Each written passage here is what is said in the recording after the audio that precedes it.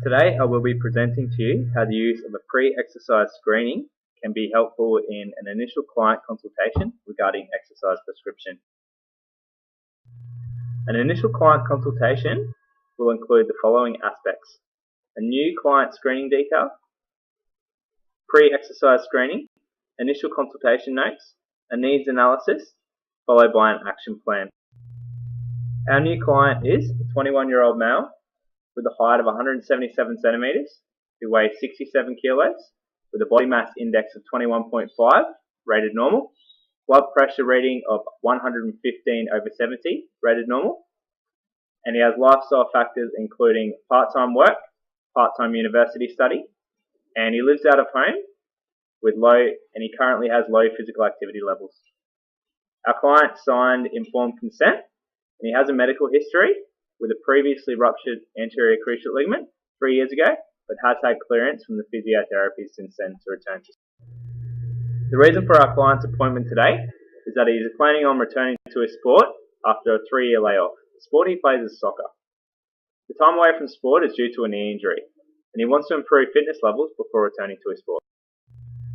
A pre-exercise screening tool was used to identify any risk factors towards cardiovascular disease. Individuals assessed as high risk on these screening tools, will require a referral for medical assistance. On 3 screening tools that we use, the ESSA Adult Pre-Exercise Screening Tool, the PAR-Q and U Screening Tool, and Fantastic Lifestyle Checklist, our client was deemed to be at low risk. Other notes from the initial consultation include that our client currently has low physical activity levels, he has no structured exercise regime within his lifestyle. He is willing to train 3 to 4 times a week and needs to fit training around work and study commitments.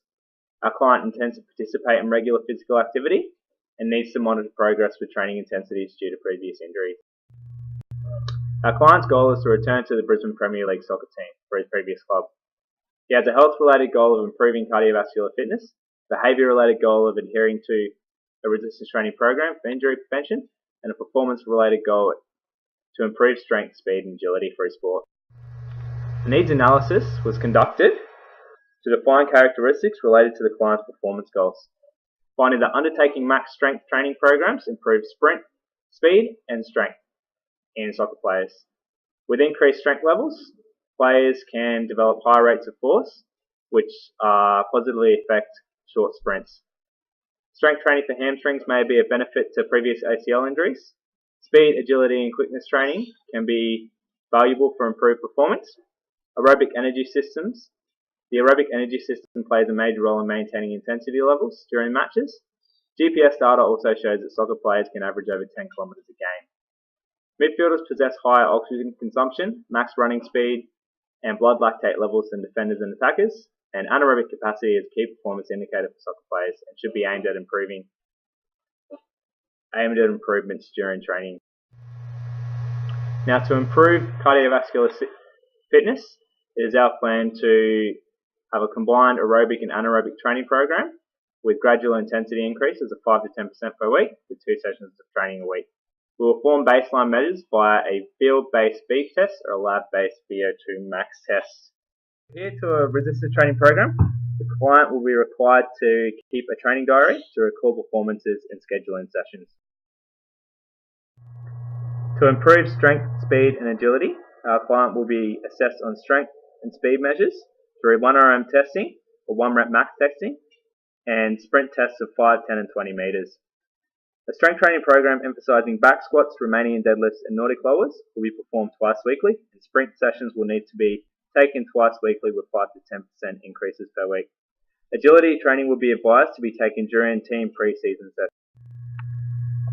So, to summarise what we've done today in our new client screening process, we have gathered background information from the new client screen, established client as a low risk cardiovascular disease through pre-exercise screening, established client goals which help towards developing an action plan. A needs analysis was taken to determine the type of training specific to the client's needs, and an action plan was developed from a needs analysis to assist in the client achieving their goals. Thank you for listening to this presentation.